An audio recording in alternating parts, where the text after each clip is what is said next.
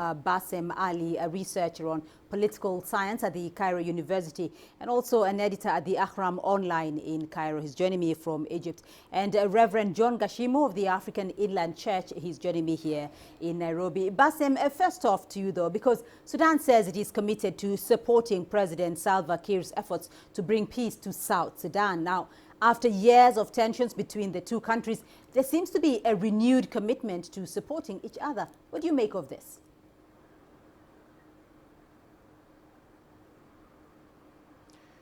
I think it's time for both of them to discuss the post-separatism issues that has been stalled for long years.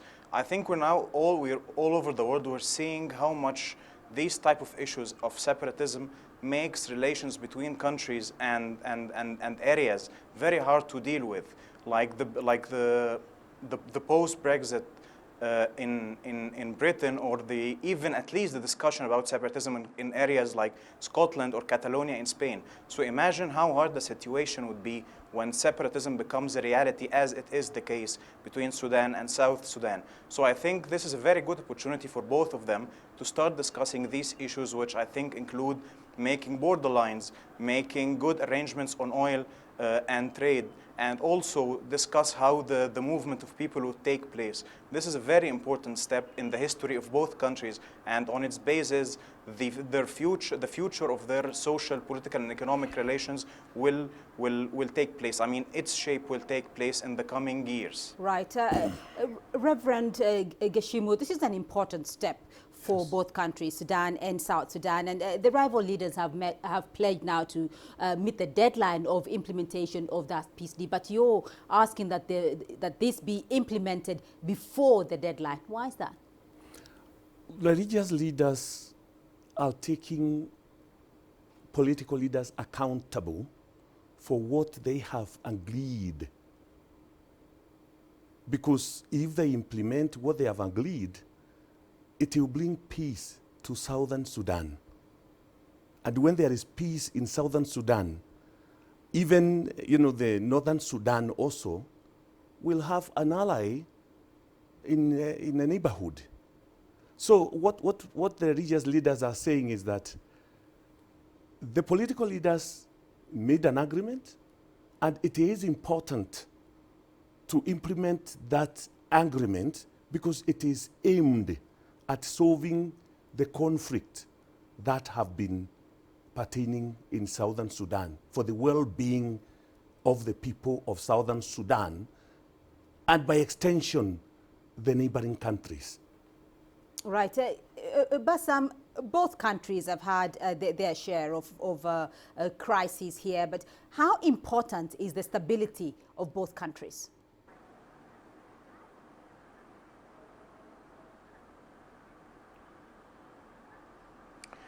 The time, I think it's all about the timing.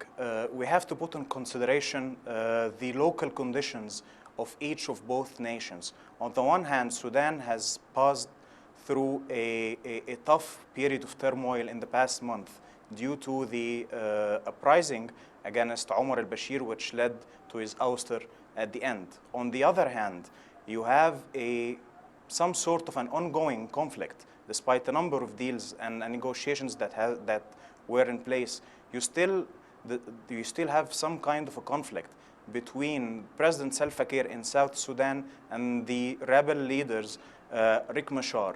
The thing is, when you have these kind of conditions, people need to hear some good news.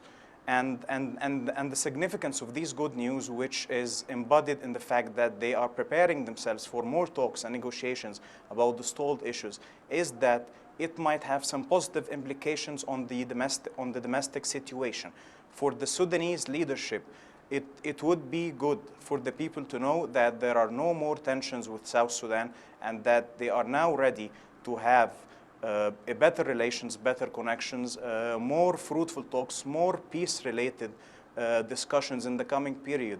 On the other hand, for South Sudan, I think the situation is not much different, and President Salva Kiir is in need for having what we can describe as something positive coming from Khartoum. So the thing is, the time of the discussions and negotiations between parties says it all. And we have to put in mind, okay. Right, let me just drop in. And we have to put in consideration that these positives, okay. Let me drop in Reverend Gichimu here before we get your final comment, Bassem. Reverend, so the religious leaders are asking the political leaders to play their part to bring about peace in South Sudan, but you are also calling on East African leaders to do more to support a long-lasting peace in the country. What exactly can East African leaders do to promote peace in South Sudan? To begin with, according to Bassem, it's unfortunate that you have two neighboring houses that are on fire. But that aside, what we are saying is that the peace in Sudan is not just for Southern Sudan per se. It also goes beyond the neighbors of Sudan, I mean the neighboriness of Sudan to the countries that are neighboring Sudan. Nobody enjoys to see people from another country suffering in their country.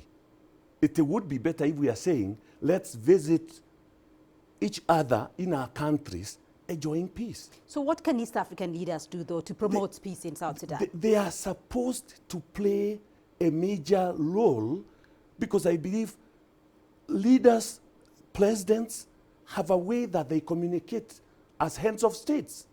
What are they telling one another when they are communicating privately and even in public?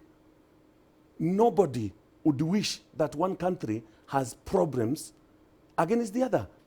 So they are supposed to make sure that in their interactions with, because the president of Southern Sudan is a colleague to the presidents of the neighboring countries, they are supposed to kind of plead with him for the sake of peace in Southern Sudan and even in their countries. Right. No country is willing to take refugees. You know, it requires a lot of resources to do that. And once there is peace in Sudan, East Africa, Africa, I mean, will prosper. So there's going to be prosperity with peace in South Sudan. Bassem, just very briefly, as we get your closing comments here, Khartoum seems to be wielding a lot of influence in the affairs of South Sudan. After all, this peace deal was brokered by former leader Omar al-Bashir. What more can Khartoum do, though, to ensure the Juba peace deal is implemented? Very briefly, Bassem, from you.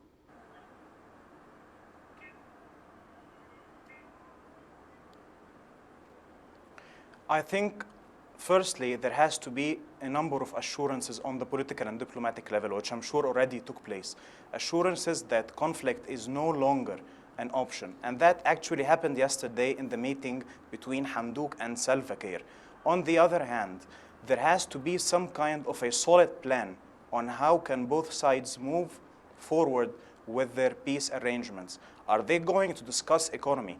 Are they going to discuss business arrangements? Are they prepared to make an easy or a good facilitation of movement of people along the borders?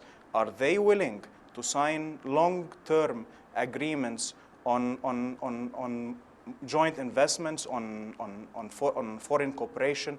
There has to be some good plan on how the political talks or the official statements that are coming out from both sides can be translated into something solid that the people on the ground can benefit from. And that includes the political level, the economic level, everything. The peace deal has to be reflected on the lives of the people in Sudan and South Sudan so that it can be a long-lasting one.